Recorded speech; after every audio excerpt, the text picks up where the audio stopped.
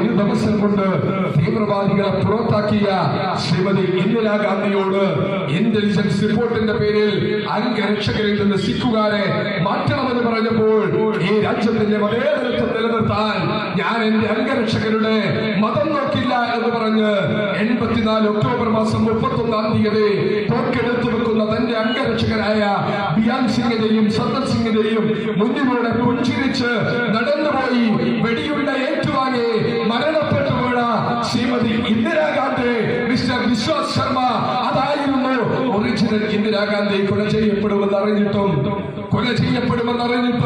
തനിക്ക് സുരക്ഷയില്ല എന്നറിഞ്ഞിട്ടും അങ്ങ് തമിഴ്നാട്ടിൽ നിന്ന് കുടിയേറി പാർത്ത് ശ്രീലങ്കയിൽ പോയ പാവപ്പെട്ട തമിഴന്മാരുടെ ജീവൻ രക്ഷിക്കാൻ വേണ്ടി വന്ന കത്തിന്റെ പേരിൽ അവിടേക്ക് സൈനികരെ അയച്ച് ആ രാജ്യത്ത് സ്വാതന്ത്ര്യവും സമാധാനവും ഉണ്ടാക്കി കൊടുത്തതിന്റെ പിറ്റേ വർഷം തമിഴ്നാട്ടിലൂടെ LTTEക്ക് സ്വാധീനമുള്ള മേഖലയിലൂടെ നടന്നു പോകുന്ന സമയത്ത് ജനക്കൂട്ടത്തെ കണ്ടപ്പോൾ അവരിലേക്ക് നടന്നുപോയി മരണം വരിച്ച സ്വന്തം മക്കൾക്ക് ഒരച്ഛന്റെ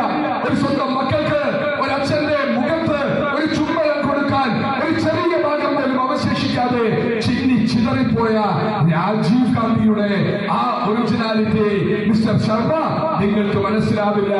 ആ രാജീവിന്റെ മകനാണ് രാഹുൽ ഗാന്ധി.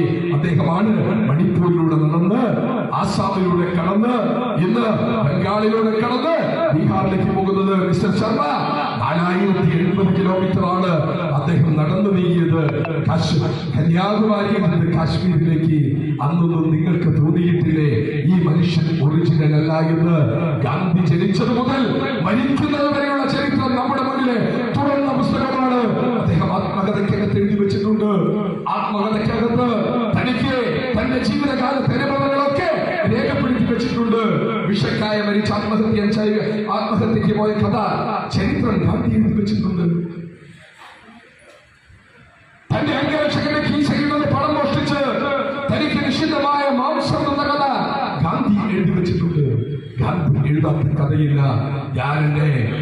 ഞാൻ എന്റെ സംഖ്യപരമായ രാഷ്ട്രീയക്കാരോട് ചോദിക്കുന്നു, ഗാന്ധിയുടെ കഥ എഴുതുന്നത് പോലെ നിങ്ങൾ ഈ രാജ്യത്തെ പ്രധാനമന്ത്രിയുടെ ജീവിത കഥ ഒന്ന് എഴുതി തയ്യാറാക്കി ഒരു പുസ്തകമായി അച്ചടിച്ച് വിതരണം ചെയ്യാൻ നിങ്ങൾ തയ്യാറുണ്ടോ? അദ്ദേഹം പഠിച്ച സ്കൂൾ, അദ്ദേഹം പഠിച്ച കോളേജ്, അദ്ദേഹം ചെയ്ത വിവാഹം, അദ്ദേഹം ശ്രീരാമനോട് ചേർന്ന് നിൽക്കുമ്പോഴുള്ള അദ്ദേഹത്തിന്റെ സ്വഭാവ വിശേഷങ്ങൾ ഒന്ന് എഴുതി തയ്യാറാക്കാൻ നിങ്ങൾക്കുണ്ടോ? അല്ലേ? അദ്ദേഹത്തിന്റെ ഞങ്ങൾ അവിടെ ചോദിക്കുക